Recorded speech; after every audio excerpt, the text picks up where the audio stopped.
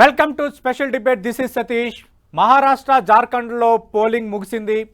మహారాష్ట్ర జార్ఖండ్లో ఏం జరగబోతుందన్న ఉత్కంఠ దేశవ్యాప్తంగా ఉంది. ఎందుకంటే అటు లోక్సభ ఎన్నికలు జరిగిన తర్వాత హర్యానాలో భారతీయ జనతా పార్టీ సాధించిన విజయంతో మళ్ళీ పొలిటికల్ డైనమిక్స్ అన్నీ కొంత మారిన వాతావరణ నేపథ్యంలో మళ్ళీ తిరిగి మహారాష్ట్రాన్ని బీజేపీ కూటమి నిలబెట్టుకుంటుందా, లేదంటే ఇండియా కూటమి బీజేపీ కూటమిని ఓడిస్తుందా, ఏం జరగబోతుందన్న ఉత్కంఠ అందరిలోనూ ఉంది. అలాగే జార్ఖండ్లో తిరిగి జేఎంఎం కాంగ్రెస్ కూటమి అధికారాన్ని నిలబెట్టుకుంటుందన్న ఉత్కంఠ కూడా ఉంది. మహారాష్ట్ర ఫలితం అనేది దేశ రాజకీయాలను మార్చబోతుంది, దేశ రాజకీయాలపై ఇంపాక్ట్ చూపించబోతోంది. ఎన్డీఏకి సంబంధించి తీసుకోబోయే కీలక నిర్ణయాలకు కేంద్ర బిందువు కాబోతుందన్న చర్చల నేపథ్యంలో అందరూ దానికోసం ఎదురు చూస్తున్నారు. ఎగ్జిట్ పోల్స్ మరి కాసేపట్లో ఇంకా 1 by 1 రాబోతున్నాయి. దానికి సంబంధించిన ఎక్స్క్లూజివ్ రిపోర్ట్ 10 టీవీ మీకు అందించబోతోంది. అలాగే టాప్ క్లాస్ అనలిస్టులు, అలాగే టాప్ క్లాస్ లీడర్స్తో ఇన్ డెప్త్ అనాలిసిస్ కూడా మీకు అందించబోతున్నాం. మహారాష్ట్ర జార్ఖండ్లో పోలింగ్ ప్రశాంతంగా ముగిసింది. ఈ రెండు రాష్ట్రాల ఫలితాలపై దేశ ప్రజలు ఆసక్తిగా ఎదురు చూస్తున్నారు. బీజేపీ కాంగ్రెస్ కూటమిలో ఎవరు అధికారంలోకి వస్తారన్న చర్చ జోరుగా సాగుతోంది. మహాసంగ్రామంలో విజేతలు ఎవరు, జార్ఖండ్లో జెండా ఎగరేసేదెవరు, వైనాడు వాటర్ తీర్పేంటి, నేతల జాతకాలు తిరగరాసే మెగా ఫైట్, ఎగ్జిట్ పల్స్పై మనం స్పెషల్ డిబేట్ ప్రారంభిస్తున్నాం. చర్చలో పాల్గొంటున్నారు జాతీయ విశ్లేషకులు పెంటపాటి పుల్లారావు గారు ఢిల్లీ నుంచి. పెంటపాటి పుల్లారావు గారు నమస్తే సార్. నమస్కారం. మన మీతో ఎనాలిసిస్ కంటిన్యూ అవుతున్న పరిస్థితుల్లోనే ఆల్రెడీ మనం చూస్తున్నాం కింద ఎగ్జిట్ పోల్స్ 1 by 1 వస్తున్నాయి. ఖచ్చితంగా మనం మాట్లాడదాం. మహారాష్ట్రలో పరిస్థితి ఎలా ఉంది? ఓటింగ్ ఈరోజు జరిగిన సరళ నేపథ్యంలో మొదట మీ అంచనా ఏంటి సార్? అదే చాలా టఫ్ ఫైట్ అని నాకు అనిపిస్తుంది. ఎందుకంటే మన జూన్ 2024లో ఒక ఎలక్షన్ జరిగింది.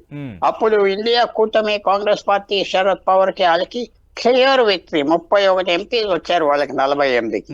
ఇప్పుడు వచ్చే పొజిషన్ చాలా కష్టంగా ఉంటుంది. మేము గెలుస్తాం అనుకున్నది 3-4 నెలలు కొంతవరకు వాతావరణం మారిపోయింది, గ్రౌండ్ లో మారిపోయింది.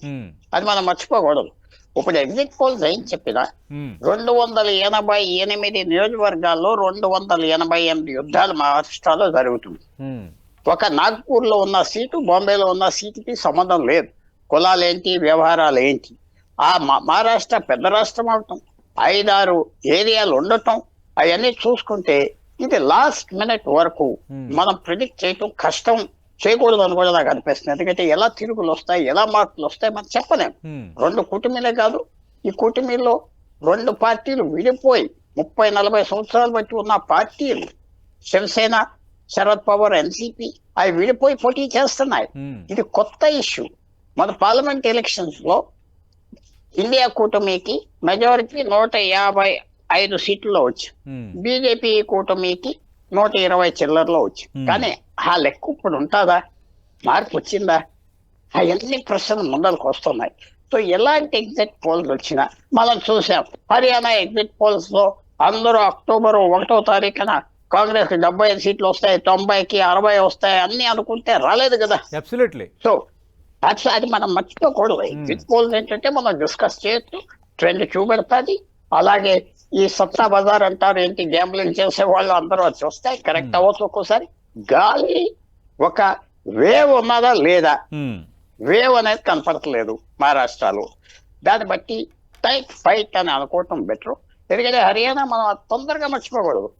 అక్టోబర్ దాదాపు 50 రోజుల క్రితం ఒక విశేషమైన షాక్ వచ్చింది అందరికి. బీజేపీ ఓడిపోతుంది అనుకున్నారు, బీజేపీ మంచి విజయం సాధించింది. అవును. ఇప్పుడు అందరూ ఒక నెల క్రితం మహారాష్ట్రలో ఇండియా కూటమి గెలుస్తుంది, ఓడే పని లేదు అనుకున్నారు. ఇప్పుడు టైట్ ఫైట్ అంటున్నారు కదా. టైట్ ఫైట్ అంటే ఎవరు చెప్పలేకపోతున్నారు. ఎగ్జిట్ పోల్స్ మీద మనం వెళ్దామా, ఎగ్జిట్ పోల్స్ నిజమని డిస్కస్ చేద్దామా అంటే మనం ఆ జాగ్రత్త మాత్రం మనకు ఉండాలి. రీసెంట్ మెమరీలు, ఎగ్జిట్ పోల్స్ కరెక్ట్ కాలేదు. నేషనల్ ఎలక్షన్ కూడా నరేంద్ర మోడీకి 300 సీట్లు 350 వస్తాయన్నారు, రాలేదు కదా. కొంచెం కేర్ఫుల్ గా ఎగ్జిట్ పోల్స్ తీసుకుంటూ బెటర్ ఏమో అని నాకు అనిపిస్తుంది. అంటే పెంటపాటి పుల్లారావు గారు మీరు ఒక మంచి పాయింట్ రైజ్ చేశారు. ఇప్పుడు లోక్సభ ఎన్నికల్లో మోడీకి 300+ వస్తాయని అప్పుడు ఎగ్జిట్ పోల్ సంస్థలు అంచనా వేశాయి. But Bharatiya Janata party magic ఫిగర్ను కూడా అందుకోలేకపోయిన పరిస్థితి. అంటే సేమ్ అదే స్టేటస్ ఇంకా మహారాష్ట్రలో కొనసాగుతుందని అనుకోవాలా? ఎందుకంటే మళ్ళీ హర్యానాలో భారతీయ జనతా పార్టీ విజయం తర్వాత భారతీయ జనతా పార్టీ ఎక్కడైతే కోల్పోయిందో అక్కడ తిరిగి సాధించడానికి ఈ మధ్య కాలంలో ఆ పార్టీ ఎంత సీరియస్గా ఇనిషియేటివ్స్ తీసుకుంటుందో మనం 1 by 1 చూస్తున్నాం. Point number 1. పాయింట్ నెంబర్ 2, మీరు ఇందాక అన్నట్టుగా మొన్న లోక్సభ ఎన్నికల్లో 48 ఎంపీ సీట్లున్న మహారాష్ట్రలో బీజేపీ ఎన్డీఏ పక్షంకి సంబంధించి మొత్తం వాళ్ళకి వచ్చినవి కేవలం 17 మాత్రమే. అంటే అప్పుడు పరిస్థితి ఇంకా కంటిన్యూ అవుతుంది అనుకోవాలా, లేదంటే ఏమైనా హర్యానా ఫలితం తర్వాత మహారాష్ట్ర ఓటర్స్ ఆలోచించే తీరులో కానీ భారతీయ జనతా పార్టీ కూటమి స్ట్రాటజీ ఆలోచించే విధానంలో కానీ ఏమైనా మార్పు వచ్చిందా అనుకోవచ్చా? చాలా చాలా చాలా మార్పు వచ్చింది. మహారాష్ట్రలో షాక్ అయిపోయారు. ఎవరైతే వాళ్ళు అంతా షాక్ అయిపోయారు. అప్పుడు ఆ పరిస్థితిలో ఇదేంటి మనం ఎప్పుడు అనుకోని వచ్చింది ఎలాగని షాక్ అయిపోయారు. ఆ షాక్ వల్ల ఇవాళ కొన్ని విషయాలు మార్చారు, కొన్ని పద్ధతులు మార్చారు, పాలసీలు మార్చారు, వ్యవహారం మార్చారు. బీజేపీ డామినేషన్ లేదు. వాళ్ళకున్న ఇద్దరు మిత్ర పక్షాలకి సీట్లు ఇచ్చారు, మరి లిబరల్ గా ఇచ్చారు సీట్లు. అందువల్ల మార్చారు. ఆ తర్వాత కొన్ని స్కీమ్స్ తీసుకొచ్చారు, కొన్ని వ్యవహారం చేశారు. నరేంద్ర మోడీ కూడా తక్కువ తిరిగాడు మహారాష్ట్రలో. 2019లో తిరిగినంత తిరగలేదు, చాలా తక్కువ తిరిగాడు. తర్వాత మీకు వస్తాయి. హర్యానాలో 2019లో 10-11 సార్లు తిరిగితే మొన్న 4 సార్లే తిరిగాడు. ఎందుకంటే నేను ఓవర్ ఎక్స్పోజ్ అయిపోయా, ఉపయోగం లేదని ఒక ఫీలింగ్ వచ్చింది. అందువల్ల ఇప్పుడు మనం చూసేది కొత్త స్ట్రాటజీ చేశారు, క్యాండిడేట్స్ జాగ్రత్తగా సెలెక్ట్ చేశారు. వాళ్ళు మేము సెంట్రల్ గవర్నమెంట్ మాది, ఇక్కడ కూడా గవర్నమెంట్ వస్తే మంచిది, నరేంద్ర మోడీ ఆల్రెడీ ప్రధానమంత్రిగా ఉన్నది, ఇవన్నీ వాళ్ళు ఫ్యాక్ట్ చేసుకున్నారు. అందుకునే టైట్ ఫైట్ అవ్విందని మనం అందరం అనుకుంటాము. లేకపోతే ఆ గాలి అప్పుడు బీజేపీ గవర్నమెంట్ కనుక ఢిల్లీలో ఫామ్ అవ్వకపోతే అసలు ఇవేళ ప్రసక్తే లేదు. మహారాష్ట్ర బీజేపీ ఓడిపోదును, హర్యానా ఓడిపోదును, జార్ఖండ్ ఓడిపోదును, ఆ బీజేపీ ప్రభుత్వాలు కొన్ని పడిపోదును. ఇప్పుడైతే నరేంద్ర మోడీ మళ్ళీ June 4th ప్రధానమంత్రి అవ్వడం కొంచెం మార్పు వచ్చింది. ప్రజలు కూడా ఇంకా ఇష్యూ కాదు, ఆయన ఆల్రెడీ పొజిషన్ లో ఉన్నాడు, కొంచెం జాగ్రత్త పడతారు. బీజేపీ కూడా జాగ్రత్త పడింది. కాంగ్రెస్ కూడా హర్యానాలో ఓడిపోవటం కొద్దిగా మొరాలు కూడా దెబ్బతిన్నది. తర్వాత కాంగ్రెస్ కూటమిలో ఉద్ధవ్ ఠాకరేకి కాంగ్రెస్ కి పడటం లేదని అందరికీ తెలుసు. ఉద్ధవ్ ఠాకరేని ఆయన చీఫ్ మినిస్టర్ మోహన్ చైన్ అన్నారు. ఇప్పుడు అందరూ ఉద్ధవ్ ఠాకరేని కూడా అడిగేది, నువ్వు ఎందుకు బీజేపీని వదిలేవు, వాళ్ళు ముఖ్యమంత్రి చేయలేదు, నువ్వు వీళ్ళు కూడా చేయట్లేదు కదా. ఈ ఫ్యాక్టర్స్ అన్నీ ఉన్నాయి. తర్వాత ఏక్నాథ్ షిండే కూడా ఆయన 2 సంవత్సరాలు 6 నెలలు బాగా స్టేచర్ పెరిగింది. ఎన్ని సీట్లు వస్తాయి ఏ వస్తాయి చెప్పలేను, కానీ ఆయన చాలా చక్కగా హ్యాండిల్ చేశాడు. సౌండ్ మ్యాన్ ఇవన్నీ వచ్చినాయి, అవన్నీ కనపడుతున్నాయి. గ్యారంటీగా ఆ ఈక్వల్ ఫైట్ అని ఎందుకంటున్నానంటే కాషియస్ గా అంటున్నాను. 288 సీట్లు ఉన్నప్పుడు మనం ఈజీగా తీసుకోవటం కష్టం. పెద్ద రాష్ట్రం. హర్యానా 90 మంది ఎమ్మెల్యేలు, జార్ఖండ్ 81, కాశ్మీర్ కూడా 90 లోపల. ఇది 288 రిచెస్ట్ స్టేట్. చిన్న విషయం మీ మైండ్ తీసుకొస్తున్నా. 1,60,000 రూపాయలు సంవత్సరానికి ఒక్కో మహారాష్ట్రియన్ ఇన్కమ్ యావరేజ్. జార్ఖండ్ లో 60,000. సో ఎంత తేడా ఉన్నది జార్ఖండ్ కి మహారాష్ట్రకి, దాదాపు 3 రెట్టింపుల తేడా వెళ్తున్నారు. ఇవన్నీ ఉన్నాయి కాబట్టి మహారాష్ట్ర ఆలోచన వేరు. తర్వాత ఇంకో పాయింట్ కూడా, ఎవరు మీకు సమాజంలో చూస్తాం, మనకి సిఖ్స్ కలుస్తారు, తమిళియన్స్ కలుస్తారు, మనకి పంజాబీస్ కలుస్తారు, అందరూ కర్ణాటకస్ కలుస్తారు, కానీ మహారాష్ట్రియన్స్ కొంచెం వాళ్ళతోనే ఉంటారు. ఎక్కడ ఎవరైనా కలుస్తారా, మనకు కనపడతారా? ఆంధ్రాలో, హైదరాబాద్ లో, చెన్నైలో కనపడు. వాళ్ళ సొసైటీ ఒక డిఫరెంట్ టైప్ ఆఫ్ సొసైటీ, అది కూడా మనం గమనించాలి. ఎక్కడ మనకి ఎవరైనా మీ అక్వైంటెన్సెస్ ఎవరంటే ఒక మహారాష్ట్రని చూపెట్టమంటే ఎవరు చూపెట్టలేకపోతారు. వాళ్ళు వేరే సొసైటీ, వాళ్ళ ఆలోచించుకుంటారు, వాళ్ళ ఆలోచన వేరు. వాళ్ళు బయట అంత ఈజీగా సంబంధాలు పెట్టుకోరు, బయట వ్యాపారాలు చేయరు, బయట ఉద్యోగాలు తక్కువ చేస్తారు. ఇన్ని ఉన్నాయి వాళ్ళలో. అది ఒక వేరే సమాజం, దాంతో సింపుల్ గా తీసుకోలేం. కానీ బీజేపీ అలయన్స్ కొద్దిగా మేకప్ చేసింది ఈ 4 నెలల్లో, అది మాత్రం స్పష్టంగా మనం చెప్పాలి. రైట్. పుల్లారావు గారు, యాక్చువల్గా ఎగ్జిట్ పోల్స్లో కూడా మహాయుతి కూటమికే మొగ్గు ఉన్నట్టుగా ఎగ్జిట్ పోల్స్ కూడా వస్తున్నాయి. ఆల్రెడీ మహాయుతి కూటమి అధికారంలో ఉన్న అంశం ఒకటి. రెండోది వ్యవసాయ సంక్షోభం. అంటే రైతుల్లో కొంత అసంతృప్తి. విదర్భ లాంటి ప్రాంతాల్లో ఈ ఉల్లి రైతులు అంటే ధర పెరిగినప్పుడు ఎగుమతులపై కేంద్రం నిషేధం విధించడాన్ని ఉల్లి రైతులు ఒక పెద్ద ఉద్యమమే చేశారు. అక్కడ ఒక పెద్ద ఇష్యూగానే అక్కడ మారింది.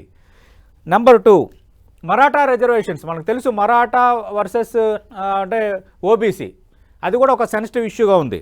నెంబర్ 3, అంటే ఎన్సీపీ అలాగే శివసేనని స్టేబుల్గా ఉన్న ఒక రాజకీయ పొందికలు ఉన్న పార్టీల్ని భారతీయ జనతా పార్టీ విడదీసిందన్న భావన కొందరిలో ఉందన్నది కొందరు చెప్తున్నమాట.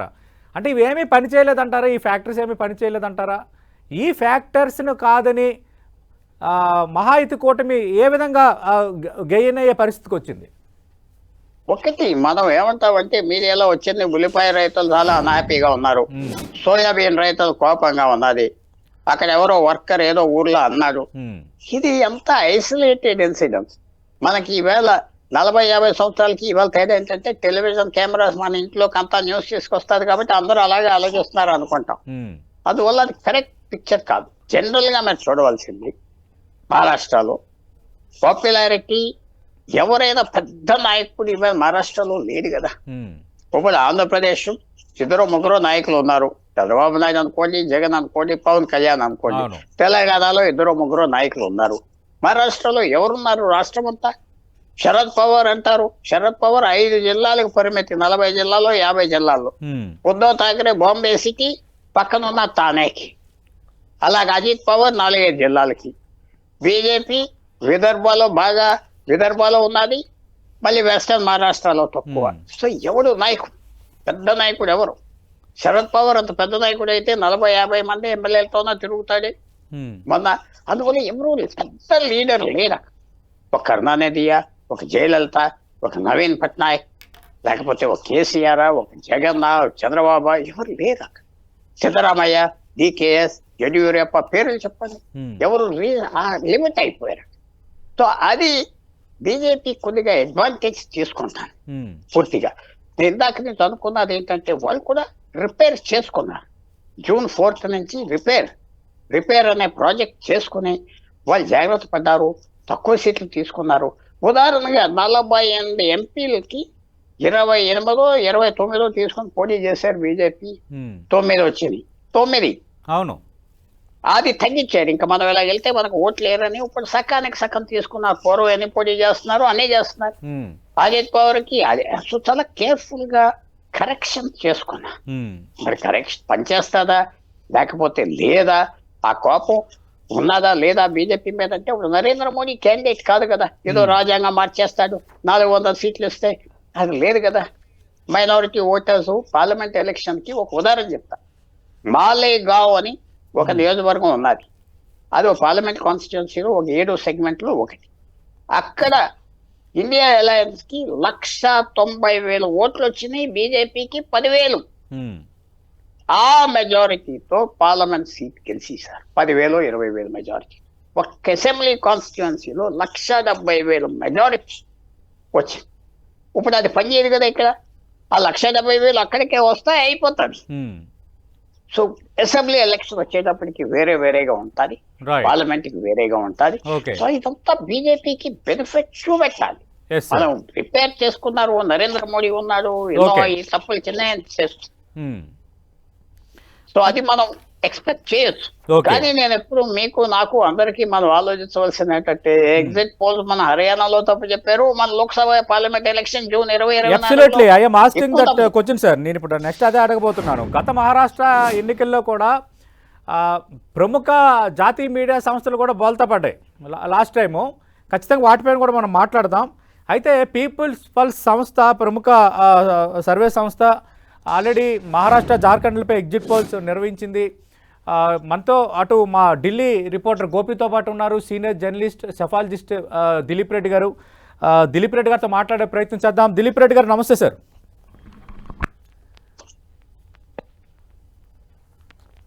దిలీప్ రెడ్డి గారు, మీ ప్రిడిక్షన్ ఏంటి సార్? జార్ఖండ్ మహారాష్ట్రలో ఏం జరగబోతోంది? ఇది ప్రిడిక్షన్ కాదు కానీ ఎగ్జిట్ పోల్ మేము సర్వే నిర్వహించిన సైంటిఫిక్ శాంపిల్ ప్రకారం అయితే మహారాష్ట్రలో మహాయుతి కూటమి, జార్ఖండ్ లో ఎన్డీఏ అంటే 2 చోట్ల భారతీయ జనతా పార్టీ నేతృత్వంలోని కూటమిలే ఆధిక్యతలో ఉన్నట్టుగా మాకు సంకేతాలు వచ్చినాయి. మాకు initial information and outcome of the exit poll ఏంటి అంటే, మహాయుతి కూటమి మహారాష్ట్రలో సాలిడ్ గా సగటున 185 అవకాశం ఉంది. 145 is the magic number out of 288. అందుకని అట్లాగే జార్ఖండ్ లో కూడా 81 స్థానాలు ఉన్నాయి.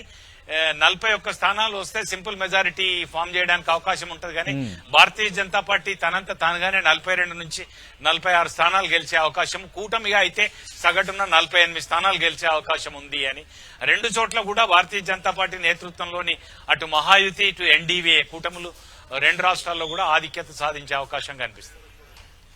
దిలీప్ రెడ్డి గారు, మనం చూసాం లోక్సభ ఎన్నికల్లో మహారాష్ట్రలో భారతీయ జనతా పార్టీ కేవలం 17 సీట్లకి పరిమితమైన పరిస్థితి. అంటే లోక్సభ ఎన్నికల నాటికి ఇప్పటికీ పరిస్థితి ఏం మారింది? అంటే ఏ విషయంలో భారతీయ జనతా పార్టీ కానీ ఎన్డీఏ కూటమి కానీ గెయిన్ కాగలిగింది? అంటే 2-3 ఆస్పెక్ట్స్ ఉన్నాయి అక్కడ.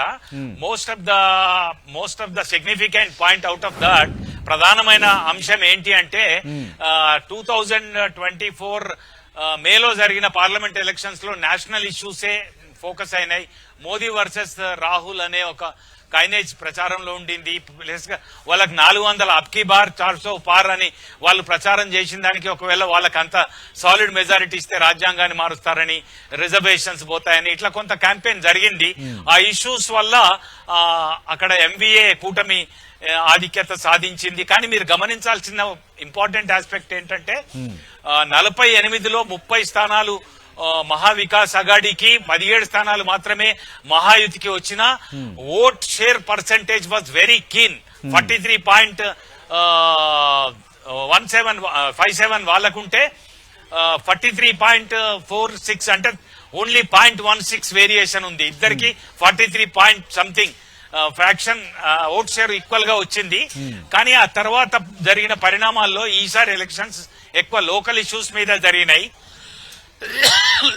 క్యాంపెయిన్ కూడా వీళ్ళ విగరస్ గా క్యాంపెయిన్ జరిగింది రూలింగ్ కూటమిది. అట్లాగే నేషనల్ ఇష్యూస్ ఇక్కడ ఫోకస్ కాలేదు. వాళ్ళు వెల్ఫేర్ స్కీమ్స్ ని బాగా క్యాంపెయిన్ చేసుకోగలిగినారు. విమెన్ కు 2.4 lakh విమెన్ కి డైరెక్ట్ నెల 1500 ఇస్తున్నటువంటి ఏదైతే మాజీ లడ్కీ బహిన్ అనే స్కీమ్ ఏదైతే ఉందో దాన్ని ఇంకా ఎక్కువ ప్రచారం చేసుకున్నారు. ఆ యోజన కూడా వాళ్ళు బాగా ప్రచారం చేసుకోగలిగినారు. ముస్లింస్ ఫ్యాక్టర్ ఒకటి, పార్లమెంట్ లో 10 నుంచి 13 స్థానాలు మేము ఓడిపోవడానికి కారణం 4-5 అసెంబ్లీ సెగ్మెంట్లలో లీడ్ లో వచ్చిన ఒక్క ముస్లిం డామినేట్ కాన్స్టిట్యున్సీ ఉన్నా కూడా పోయింది అని ప్రచారం చేసింది. హిందూ కన్సాలిడేషన్ కోసం బాగా భారతీయ జనతా పార్టీ ఉపయోగించుకొని ఈసారి మహాయుతి లబ్ధి పొందిందేమో అని ఒక 3-4 ఫ్యాక్టర్స్ దాంట్లో. మరాఠాలు బాగా వ్యతిరేకంగా, ఎందుకంటే మరాఠ్వాడాలో గాని విదర్భలో గాని వాళ్ళకి చాలా నామినల్ సీట్స్ మాత్రమే వచ్చిన పరిస్థితిని వాళ్ళు ఓబీసీస్ సేమ్ హర్యానాలో చేసినట్టుగా, హర్యానాలో జాట్లకు వ్యతిరేకంగా ఓబీసీ కన్సాలిడేషన్ చేసినట్టు మహారాష్ట్రలో మరాఠాలకు వ్యతిరేకంగా ఓబీసీ కన్సాలిడేషన్ కూడా మహాయుతికి కొంత కలిసి వచ్చిందేమో అని మేము అనుకుంటున్నాం. అంటే దిలీప్ రెడ్డి గారు, హర్యానాలో భారతీయ జనతా పార్టీ గెలుపు ఇంపాక్ట్ ఏమైనా ఈ రెండు రాష్ట్రాల ఎలక్షన్స్ పై పడిందా? మీరు గమనించింది ఏంటి సార్?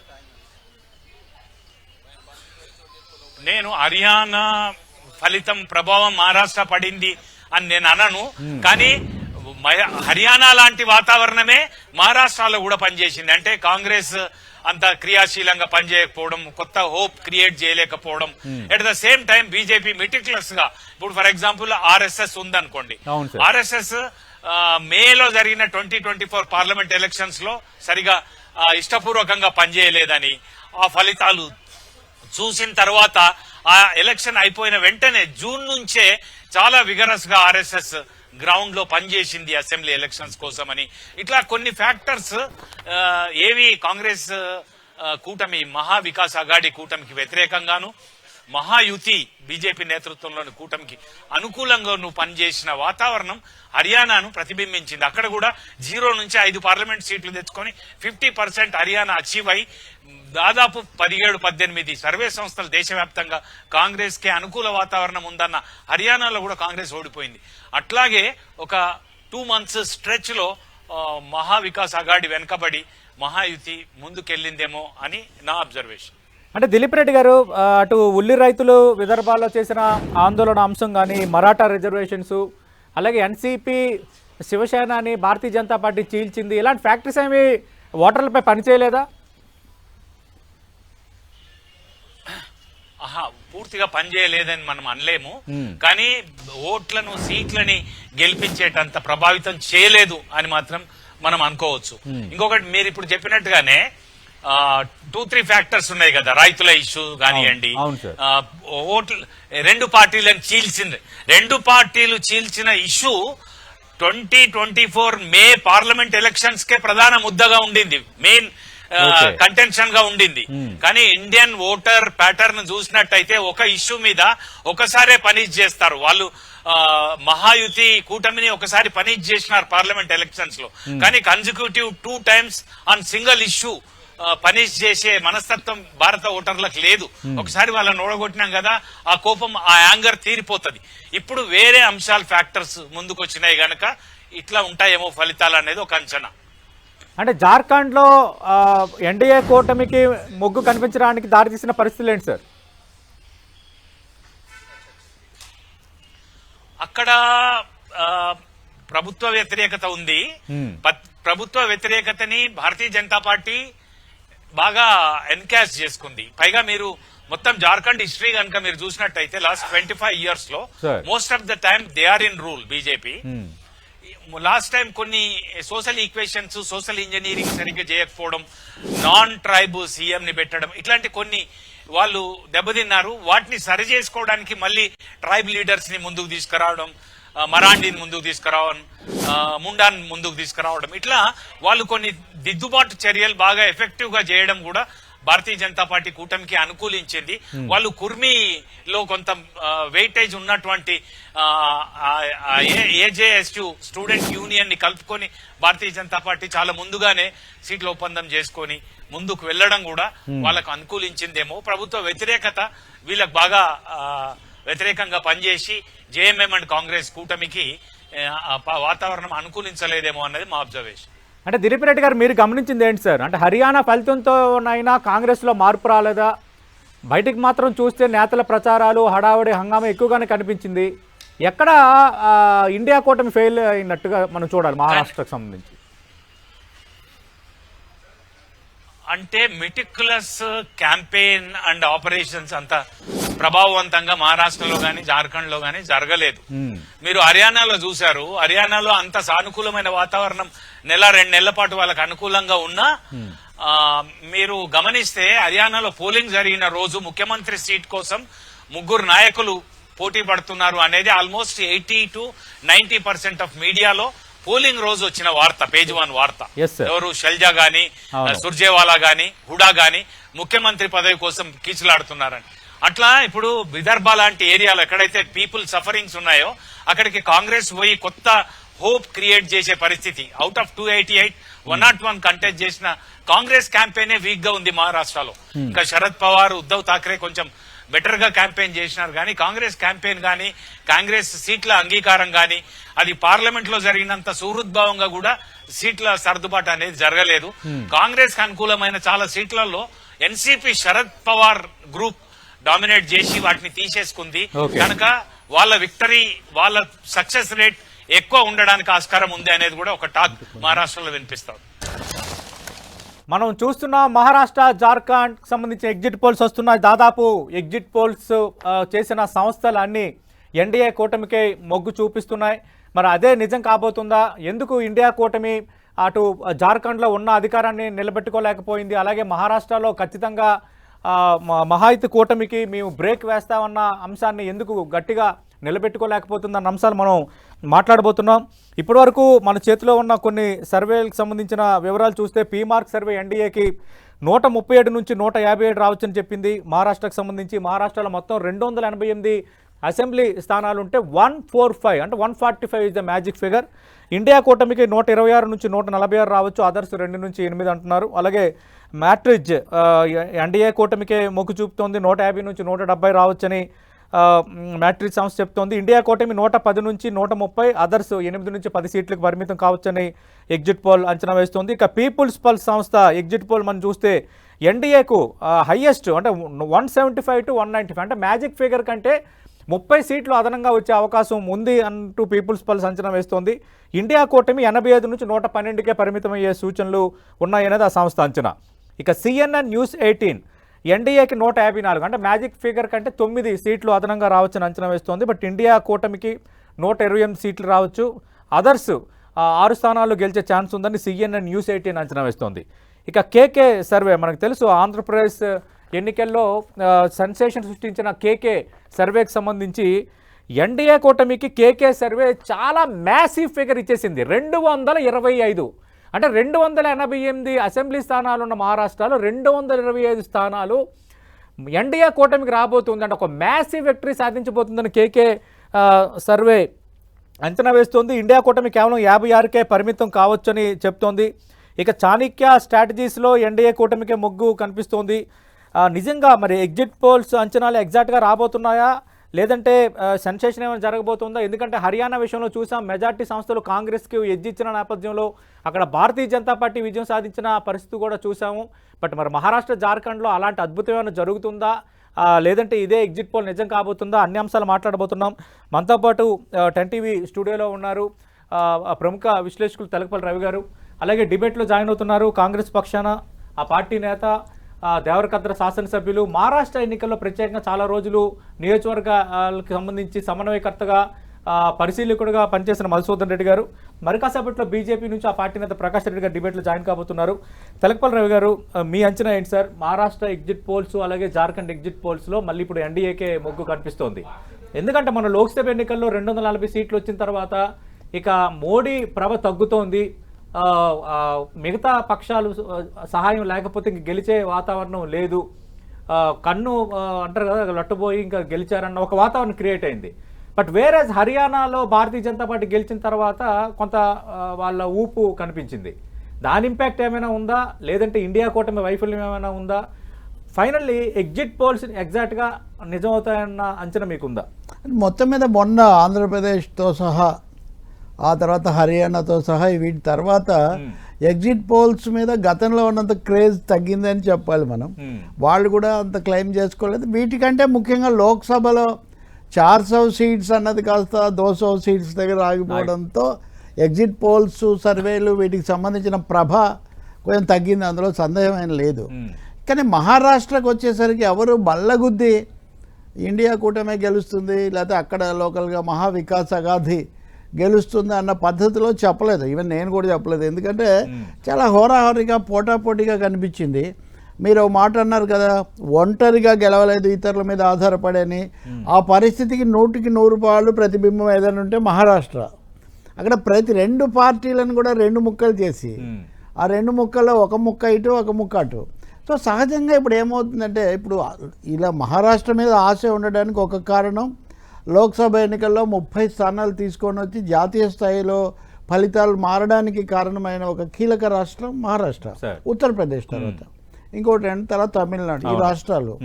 సో ఇప్పుడు మహారాష్ట్రలో వాళ్ళు అలాగే ఉన్నారు కాబట్టి కొంత సానుకూలత ఉండొచ్చు అని భావించినప్పటికీ 2 ఫ్యాక్టర్స్ ప్రధానంగా పనిచేస్తాయి. ఒకటి, కేంద్రంలో అధికారంలోకి వచ్చారు, ఎందుకైతేనేమి ఎట్లాగో కలిసో ఏదో విధంగా పవర్లో ఉన్నారు.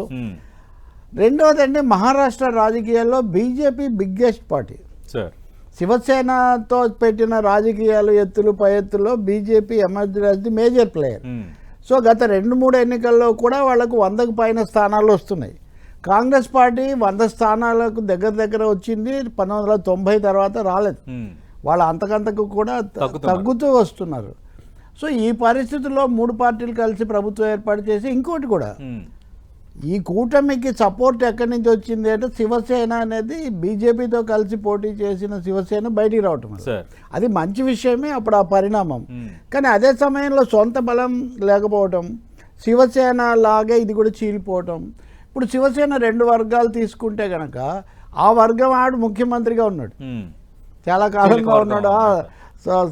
సోషల్ కాంపోజిషను, కొన్ని ప్రాంతాల్లో అతనికి బెల్ట్గా ఉండటం, ఆయనతో పోలిస్తే ఇతను అంత మాస్ లీడర్ కాదు, ఉద్ధవ్ ఠాక్రే ఖచ్చితంగా. సో ఈ కారణాలు అన్నిటికంటే ముఖ్యమైనది ఐక్యతను కాపాడుకొని ముందు నుంచి ఒక ఏకోన్ముఖమైన సందేశం ఇవ్వడంలో కూడా వైఫల్యం కూడా కావచ్చు. దానికి బహుశా ప్రధానంగా కాంగ్రెస్ పార్టీ శివసేన మధ్యలో కుదరకపోవటం, ఇంకా ఎన్సీపీ అనేది కొంత విశ్వసనీయత సమస్య కూడా వచ్చింది. ఆఖరికి ఎంతవరకు వచ్చింది అంటే, బీజేపీతో కలిసి అదానితో చర్చలు జరిపారు అంటే దాన్ని ఖండించినది కూడా లేదు. సో క్రెడిబిలిటీ అయితే ఇవన్నీ వాళ్ళకున్నాయా? ఎన్నికల పోరాటంలో ఒక విషయం తెలుస్తుందండి, తెలంగాణతో సహా ఆంధ్రప్రదేశ్తో సహా మీ బలం కంటే ఎదుటివాడి బలహీనతే మిమ్మల్ని ఎక్కువసార్లు గెలిపిస్తుంది. Yes sir.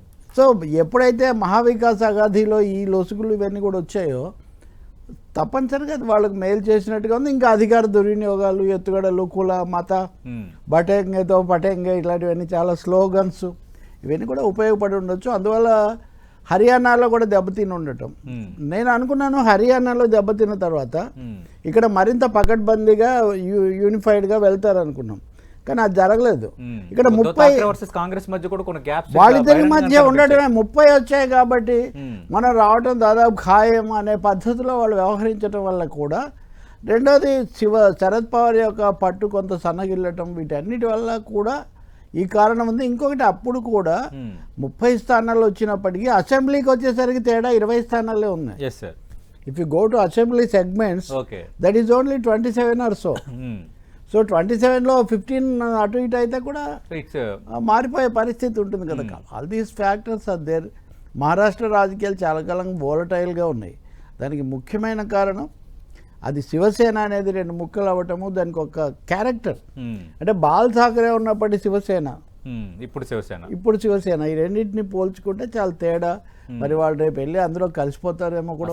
అదే మన లోక్సభ ఎన్నికల్లో కూడా ముంబై పరిధిలోని ముస్లిమ్స్ అందరూ ఉద్ధవ్ ఠాకరే శివసేనని సమర్థించి గెలిపించారన్నది. అంటే ఆ ఫ్యాక్టర్స్ ఫినామినాస్ అన్ని మారిపోయాయి. ఖచ్చితంగా అవన్నీ కూడా మాట్లాడదాం. అది కరెక్టే. ఇప్పుడు ఎప్పుడైతే ముస్లిం సీటు గెలిపించారో అటు వెంటనే అదిగో ముస్లింలు అందరూ ఒకటి అవుతున్నారని అక్కడ హిందూ ఎన్నికల ప్రచారంలో ఆ అంశాన్ని బాగా అది హిందూ కన్సల్టేషన్ పద్ధతులు, అంటే మత ప్రాతిపదికన చీలిక రావడం, తేవడం, పెంచడం, అది ఒక ముఖ్యమైన కారణంగా మారింది. ఓకే, మధుసూదన్ రెడ్డి గారు, జార్ఖండ్లో ఇండియా కూటమి అధికారంలో ఉంది. ఇప్పుడు అధికారం కోల్పోయే పరిస్థితి వచ్చిందని ఎగ్జిట్ పోల్స్ చెప్తున్నాయి. మహారాష్ట్రలో అంటే హర్యానా ఫలితం తర్వాత మహారాష్ట్ర ఖచ్చితంగా మేము గెలవబోతున్నాము, హర్యానాతో గుణపాఠం నేర్చుకున్నామని మీ కాంగ్రెస్ పార్టీకి చెందిన అగ్రనేతలు కూడా చాలామంది మాట్లాడారు. మరి ఇప్పుడు ఎగ్జిట్ పోల్స్ చూస్తే మహారాష్ట్రలో కూడా తిరిగి ఎన్డీఏ నిలబెట్టుకుంటోంది. ఏం చెప్తారు సార్ ఎగ్జిట్ పోల్స్ పై? సార్, ఎగ్జిట్ పోల్స్ గురించి ముందుగా మొన్న జరిగిన హర్యానా ఎన్నికలే మనకు తెలుసు.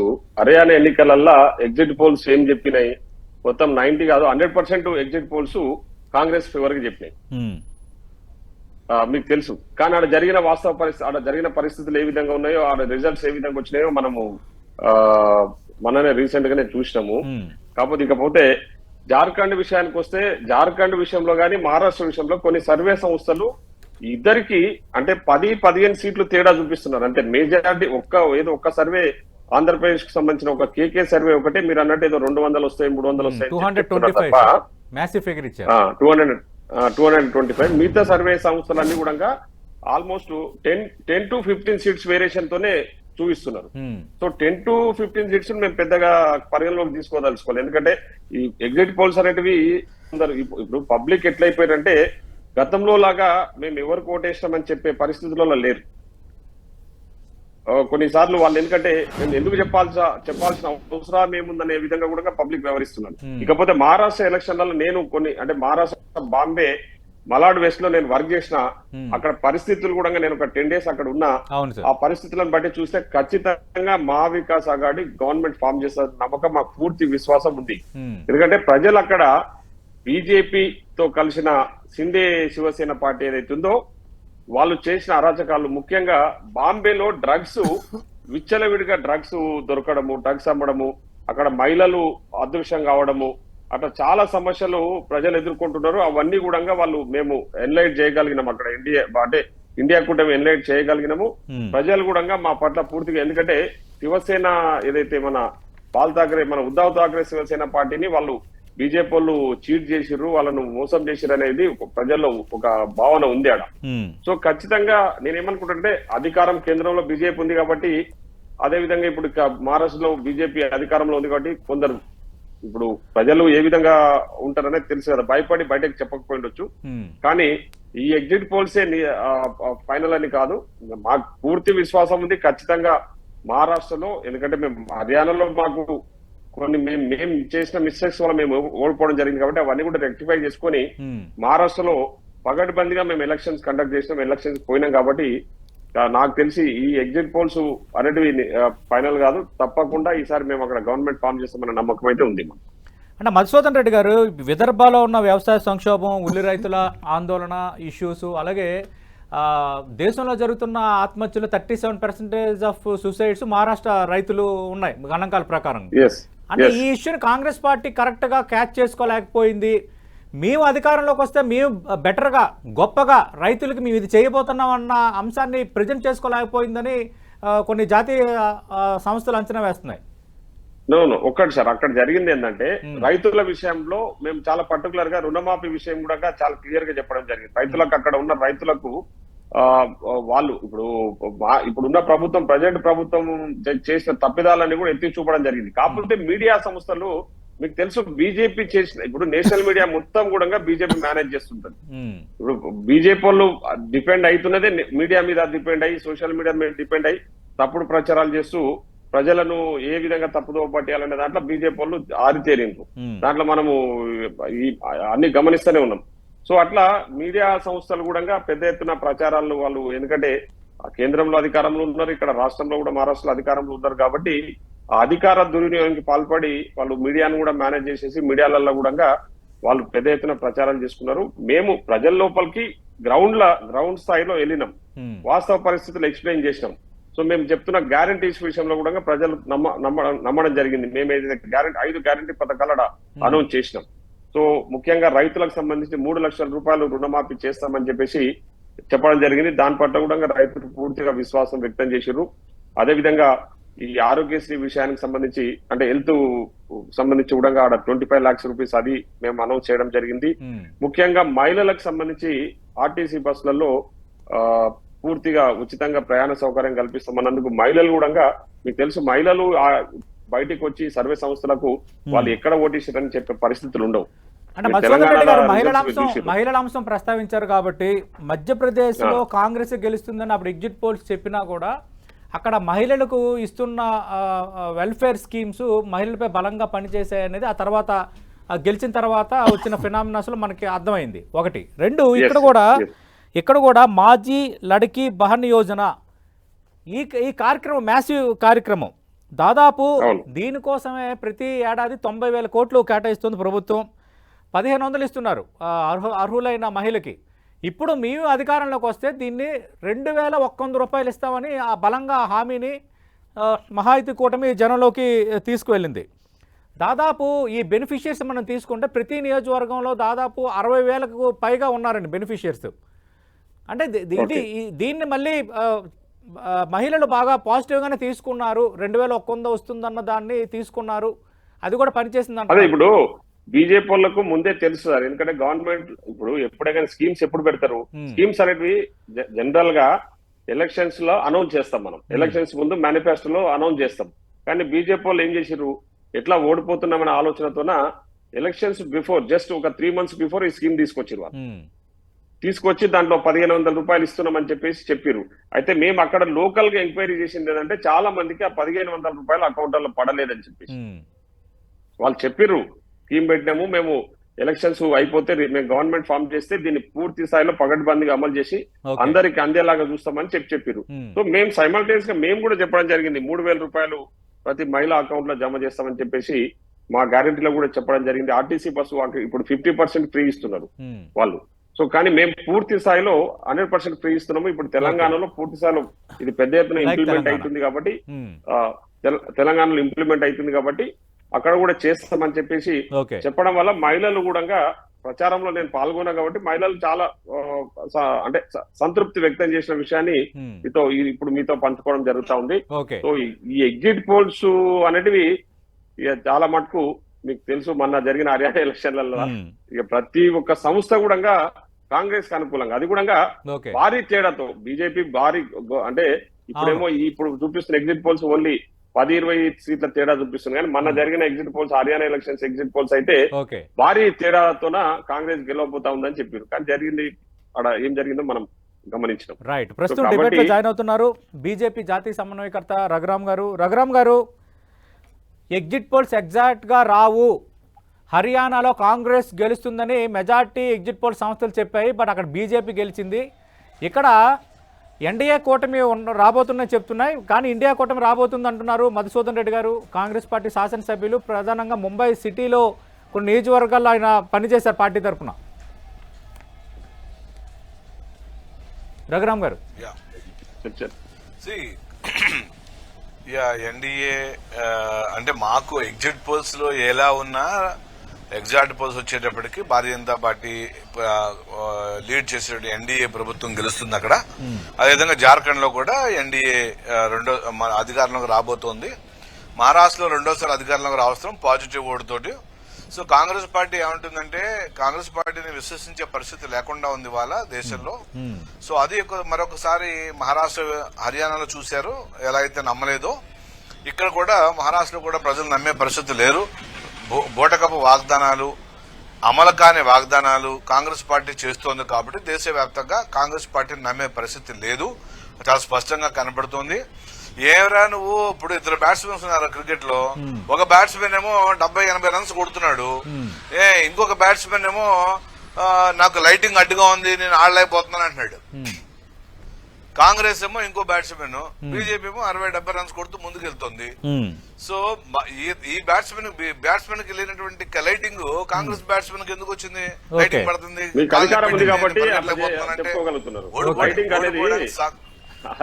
అధికారాన్ని అడ్డం పెట్టుకుని అధికార అట్లా సోషల్ మీడియాలో మీది ఎవరిదైనా సోషల్ మీడియా ఉంది. సోదరులు మధుసూదన్ రెడ్డి గారు ఏమంటారంటే బీజేపీకి సోషల్ మీడియా ఉంది అంటాడు. అరే సోషల్ మీడియా ఎవరి సొత్తు కాదు, ఎవరి మీడియా కాదు, అది ప్రజల మీడియా. సోషల్ మీడియా అనేది ప్రజల మీడియా, ఎవరైనా దాన్ని ఉపయోగించుకోవచ్చు. మీరు దాన్ని చేస్తుంది దేశవ్యాప్తంగా కాంగ్రెస్ చేస్తుంది, అందరూ చేస్తున్నారు ఇవాళ. సో అని చేత మీడియా ఉంది గెలుస్తున్నారు, సోషల్ మీడియా ఉంది గెలుస్తున్నారు అనేది కాదండి. ప్రజల విశ్వాసం పొందండి, ప్రజల మనసులో స్థానం సంపాదించుకుంటే నరేంద్ర మోడీ లాగా గెలవడం ఈజీ అవుతుంది. అంతేగాని నేను పరిగెడుతుంటే నా కాలుకి దెబ్బ తగిలింది, లేకపోతే నా కాలు నెప్పెట్టింది, పరిగెట్టలేకపోయానంటే సాకులు కుంటి సాకులు చెప్పినట్టు అవుతుంది అనమాట. సో అంచేత ఇప్పుడు పరిపాలన 5 ఏళ్లు చేశాం. హర్యానాలో 10 సంవత్సరాలు చేసేవాడిని. చూడండి BJP track record, sorry Congress track record చూద్దాం. గత 30 ఏళ్లుగా బీజేపీ ట్రాక్ రికార్డు చూస్తే మీరు గుజరాత్ లో 7 సార్లు గెలిచింది, హర్యానాలో 3 సార్లు గెలిచాం, మధ్యప్రదేశ్ లో 3 సార్లు గెలిచిన తర్వాత కాంగ్రెస్ వచ్చింది, నిలబెట్టుకోలేకపోయింది, మళ్ళీ మేము వచ్చాం, మళ్ళీ మేము గెలిచాం.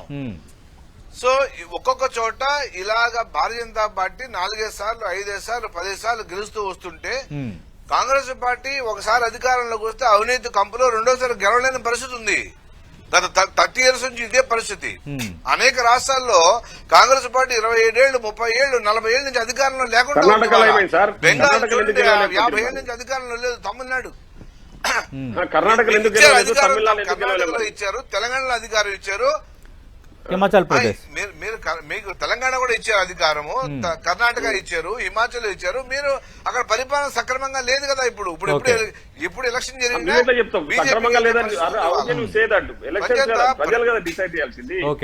ఇప్పుడు అప్పుడే గవర్నమెంట్ నడుస్తుంటేనే సక్రమంగా లేదు. మీరు చేస్తున్నది మంచిది.